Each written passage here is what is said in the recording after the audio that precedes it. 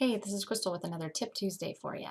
Today I wanted to talk to you about why your closing date matters. So typically your realtor helps guide you with the information as far as which title company to use to close your loan, but they also help you with your negotiation as far as when to close your loan and when to close on the sale of the home.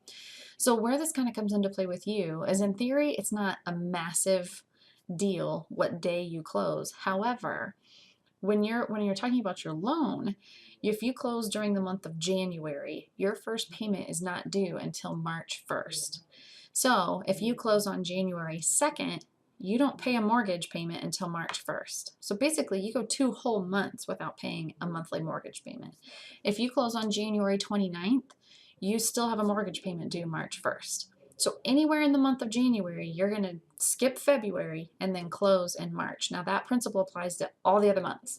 You close in March, you're not going to have a payment due till May.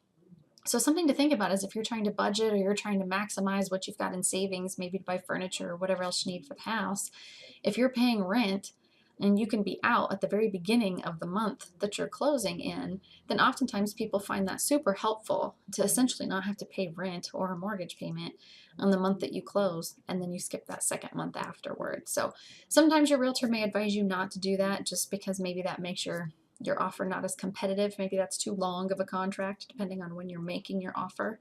But still it's a good conversation piece. Be sure and visit with your realtor about that and see if that's something that they suggest or they kind of bless as far as keeping your offer strong, but definitely something to keep in mind when it comes to your finances and budgeting out what you want to do with your money. So that's this week's Tip Tuesday. Is just remember to close at the beginning of the month if you want to go those 2 months without a mortgage payment. At the end of the month, still good. You still get to skip that second month in there, but it makes a difference. So hopefully this is helpful information. If you have any questions, our website and contact info is at the bottom.